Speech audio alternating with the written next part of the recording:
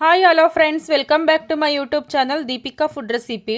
ಇವತ್ತಿನ ರೆಸಿಪಿ ಏನಂತ ಹೇಳಿದ್ರೆ ಸಿಂಪಲ್ಲಾಗಿ ನುಗ್ಗೆ ಸೊಪ್ಪು ಮತ್ತು ಮೊಟ್ಟೆನ ಹಾಕ್ಕೊಂಡು ಪಲ್ಯ ಮಾಡ್ಕೊಳ್ಳೋದು ಹೇಗಂತ ನೋಡ್ಕೊಬರೋಣ ಬನ್ನಿ. ತುಂಬಾ ಟೇಸ್ಟಿಯಾಗಿರುತ್ತೆ, ಕ್ವಿಕ್ಕಾಗಿ ಕೂಡ ಮಾಡ್ಕೋಬೋದು, ಡಿನ್ನರ್ಗೆ ಸೈಡ್ ಡಿಶ್ ಆಗಿ ಕೂಡ ಮಾಡ್ಕೋಬೋದು. ನುಗ್ಗೆ ಸೊಪ್ಪನ್ನ ನಾನು ಒಂದು ಬೌಲಿಗೆ ತೊಗೊಂಡು ಇಟ್ಕೊಂಡಿದ್ದೀನಿ, ವಾಶ್ ಮಾಡಿ. ಒಂದು ಕಟ್ಟಷ್ಟು ನುಗ್ಗೆ ಸೊಪ್ಪನ್ನ ತೊಗೊಂಡಿದ್ದೀನಿ. ಇದ್ರ ಜೊತೆಗೆ ನಾನು 4 ಮೊಟ್ಟೆನ ತೊಗೊಂಡಿದ್ದೀನಿ. ನಿಮಗೆ ಮೊಟ್ಟೆ ಕ್ವಾಂಟಿಟಿ ಜಾಸ್ತಿ ಬೇಕಂದರೆ ಜಾಸ್ತಿ ತೊಗೋಬೋದು. ನಾನು ಇಲ್ಲಿ 4ನ ತೊಗೊಂಡಿದ್ದೀನಿ. ಹಸಿರು ಮೆಣಸಿನ್ಕಾಯಿ, ಈರುಳ್ಳಿ, ಕೊತ್ತಂಬರಿ ಸೊಪ್ಪು, ಅದ್ರ ಜೊತೆಗೆ ನಾನು ಸ್ವಲ್ಪ ತೆಂಗಿನಕಾಯಿ ತುರಿನ ತೊಗೊಂಡಿದ್ದೀನಿ, ಸಾಸಿವೆ ಮತ್ತು ಬೆಳ್ಳುಳ್ಳಿ. ಇಷ್ಟೇ ಇಂಗ್ರೀಡಿಯೆಂಟ್ಸ್ ಸಾಕು, ತುಂಬ ಏನು ಬೇಕಾಗಲ್ಲ. ಇವಾಗ ಮಾಡೋದು ಹೇಗಂತ ನೋಡ್ಕೊಬರೋಣ ಬನ್ನಿ. ಒಂದು ಬಾಣಲೆನ ಇಟ್ಕೊಂಡು ಬಾಣಲೆಗೆ ಎಣ್ಣೆನ ಹಾಕ್ಕೊಂಡಿದ್ದೀನಿ. ಎಣ್ಣೆ ಬಿಸಿ ಆದಮೇಲೆ ನಾನು ಸೊಪ್ಪನ್ನು ಹಾಕ್ಕೋತಿದ್ದೀನಿ. ಸೊಪ್ಪನ್ನು ಹಾಕ್ಕೊಂಡು ಚೆನ್ನಾಗಿ ಫ್ರೈ ಮಾಡ್ಕೋಬೇಕು. ಸೊಪ್ಪು ಇದರಲ್ಲೇ ಚೆನ್ನಾಗಿ ಬೆಂದಿರೋ ಥರ ಇರಬೇಕು.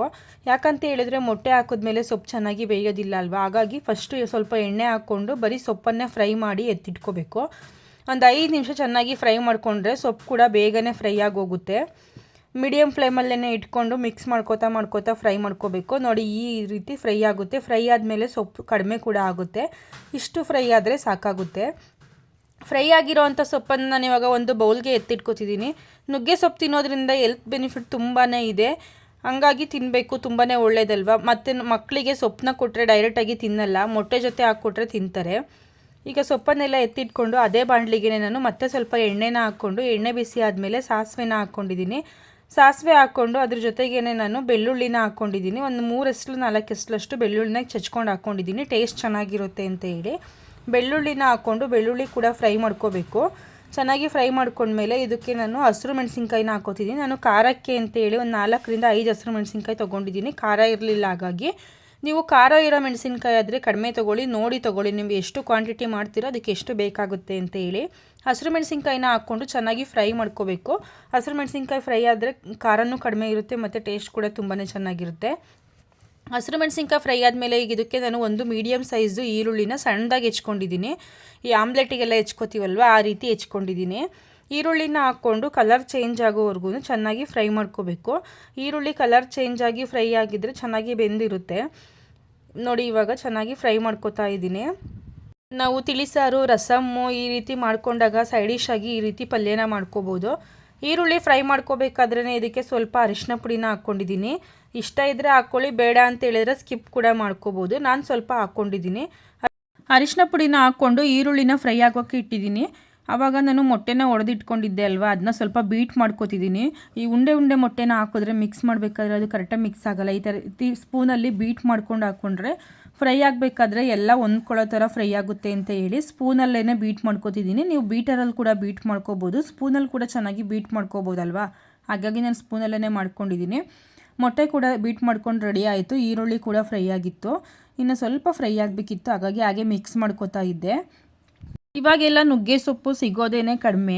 ಸಿಕ್ಕಿದ ಟೈಮಲ್ಲಿ ಈ ರೀತಿ ಮಾಡ್ಕೊಂಡು ತಿಂದರೆ ತುಂಬಾ ಟೇಸ್ಟಿಯಾಗಿರುತ್ತೆ. ನುಗ್ಗೆ ಸೊಪ್ಪಿಗೆ ಅಂತಲ್ಲ, ನುಗ್ಗೆ ಸೊಪ್ಪಿಂದು ಹೂ ಬರುತ್ತಲ್ವ, ಅದಕ್ಕೂ ಕೂಡ ಮೊಟ್ಟೆನ ಹಾಕ್ಕೊಂಡು ಪಲ್ಯನ ಮಾಡಿಕೊಂಡ್ರೆ ತುಂಬಾ ಟೇಸ್ಟಿಯಾಗಿರುತ್ತೆ. ಈಗ ಈರುಳ್ಳಿ ಫ್ರೈ ಆಗಬೇಕಾದ್ರೇ ಇದಕ್ಕೆ ಸ್ವಲ್ಪ ಉಪ್ಪನ್ನು ಹಾಕ್ಕೊಂಡಿದ್ದೀನಿ. ಉಪ್ಪನ್ನು ಹಾಕ್ಕೊಂಡು ಚೆನ್ನಾಗಿ ಮಿಕ್ಸ್ ಮಾಡ್ಕೊತಿದ್ದೀನಿ. ಮಿಕ್ಸ್ ಮಾಡ್ಕೊಂಡಾದಮೇಲೆ ಇದಕ್ಕೆ ಬೀಟ್ ಮಾಡಿ ಇಟ್ಟಿದ್ದಂಥ ಮೊಟ್ಟೆನ ಹಾಕೋತಿದ್ದೀನಿ. ಮೊಟ್ಟೆನ ಹಾಕ್ಕೊಂಡು ಚೆನ್ನಾಗಿ ಮಿಕ್ಸ್ ಮಾಡ್ಕೋಬೇಕು, ಮೊಟ್ಟೆ ಫ್ರೈ ಆಗೋ ಥರ. ಈಗ ನಾವು ಚೆನ್ನಾಗಿ ಮಿಕ್ಸ್ ಮಾಡಿಲ್ಲ ಅಂತ ಹೇಳಿದ್ರೆ ಏನಾಗುತ್ತೆ ಅಂದರೆ ದಪ್ಪ ದಪ್ಪ ಆಗೋ ಥರ ಆಗುತ್ತೆ. ಮೊಟ್ಟೆ ದಪ್ಪ ದಪ್ಪ ಇದ್ದರೆ ಸೊಪ್ಪು ಜೊತೆ ಚೆನ್ನಾಗಿ ಹೊಂದ್ಕೊಳ್ಳಲ್ಲ. ಹಾಗಾಗಿ ಮೊಟ್ಟೆ ಹಾಕಿ ಒಂದು 2 ನಿಮಿಷ ಮಿಕ್ಸ್ ಮಾಡಿದ ತಕ್ಷಣವೇ ಸೊಪ್ಪು ಕೂಡ ಹಾಕೋಬೇಕು. ಆಗಲೇ ಫ್ರೈ ಮಾಡಿಟ್ಟಿದ್ದೀವಲ್ವ ಸೊಪ್ಪು, ಅದನ್ನು ಹಾಕ್ಕೊಂಡು ಈಗ ಸೊಪ್ಪು ಮತ್ತು ಮೊಟ್ಟೆ ಚೆನ್ನಾಗಿ ಹೊಂದ್ಕೊಳ್ಳೋ ಥರ ಮಿಕ್ಸ್ ಮಾಡ್ಕೋಬೇಕು. ಈ ರೀತಿ ಮಿಕ್ಸ್ ಮಾಡ್ಕೊಂಡಾಗ ಸೊಪ್ಪು ಮತ್ತು ಮೊಟ್ಟೆ ಅಡ್ಜಸ್ಟ್ ಆದಂಗೆ ಆಗಿರುತ್ತೆ ಅಲ್ವಾ, ಆಗ ತಿನ್ನೋದಕ್ಕೂ ಕೂಡ ತುಂಬಾ ಚೆನ್ನಾಗಿರುತ್ತೆ. ನೋಡಿ, ಇವಾಗ ಹೈ ಫ್ಲೇಮಲ್ಲಿ ಇಟ್ಕೋಬೇಕು ಉರಿನ. ಹೈ ಫ್ಲೇಮಲ್ಲಿ ಇಟ್ಕೊಂಡು ಚೆನ್ನಾಗಿ ಮಿಕ್ಸ್ ಮಾಡಬೇಕು, ಕೈ ಬಿಡದೇ ಇರೋ ರೀತಿ ಒಂದು 5 ನಿಮಿಷ ಮಿಕ್ಸ್ ಮಾಡಿಕೊಂಡ್ರೆ ಚೆನ್ನಾಗಿ ಫ್ರೈ ಆಗುತ್ತೆ. ಈಗ ಮತ್ತೆ ಸ್ವಲ್ಪ ಉಪ್ಪನ್ನು ಹಾಕೋತಿದ್ದೀನಿ. ಯಾಕಂತ ಹೇಳಿದ್ರೆ ನಾನು ಈರುಳ್ಳಿ ಫ್ರೈ ಆಗಬೇಕಾದ್ರೆ ಸ್ವಲ್ಪನೇ ಉಪ್ಪು ಹಾಕ್ಕೊಂಡಿದ್ದೆ ಅಲ್ವಾ, ಅದಕ್ಕಾಗಿ ಉಪ್ಪು ಸಾಕಾಗಲ್ಲ ಅಂತ ಅನ್ನಿಸ್ತು. ಹಾಗಾಗಿ ನಾನು ಮತ್ತೆ ಸ್ವಲ್ಪ ಉಪ್ಪನ್ನು ಹಾಕ್ಕೊಂಡು ಚೆನ್ನಾಗಿ ಮಿಕ್ಸ್ ಮಾಡ್ಕೋತಿದ್ದೀನಿ. ಮಿಕ್ಸ್ ಮಾಡ್ಕೊಂಡು ಈ ಥರ ಅದಕ್ಕೆ ಬಂದಮೇಲೆ ನಾವು ಸ್ಲಿಮ್ಮಲ್ಲಿ ಇಟ್ಕೋಬೇಕಾಗುತ್ತೆ. ಸ್ಲಿಮ್ಮಲ್ಲಿ ಇಟ್ಕೊಂಡು ನಾನು ಸ್ವಲ್ಪ ಒಂದೊಂದೂವರೆ ಟೇಬಲ್ ಸ್ಪೂನಷ್ಟು ತೆಂಗಿನಕಾಯಿ ತುರಿನ ಹಾಕ್ಕೊಂಡಿದ್ದೀನಿ. 1-2 ಟೇಬಲ್ ಸ್ಪೂನಷ್ಟು ಕೊತ್ತಂಬರಿ ಸೊಪ್ಪನ್ನ ಹಾಕ್ಕೊಂಡಿದ್ದೀನಿ. ತೆಂಗಿನಕಾಯಿನ ತುಂಬ ಜಾಸ್ತಿ ಹಾಕಿದ್ರೆ ಚೆನ್ನಾಗಿರಲ್ಲ, ಸ್ವಲ್ಪ ಹಾಕೋಬೇಕು ಲೈಟಾಗಿ. ಬೇಡ ಅಂತ ಹೇಳಿದರೆ ಸ್ಕಿಪ್ ಕೂಡ ಮಾಡ್ಕೋಬೋದು. ನಾನು ನುಗ್ಗೆ ಸೊಪ್ಪು ಹಾಕಿರೋದಲ್ವ, ಹಾಗಾಗಿ ಸ್ವಲ್ಪ ತೆಂಗಿನಕಾಯಿ ಇದ್ದರೆ ಚೆನ್ನಾಗಿರುತ್ತೆ ಅಂತ ಹೇಳಿ ಹಾಕ್ಕೊಂಡಿದ್ದೀನಿ.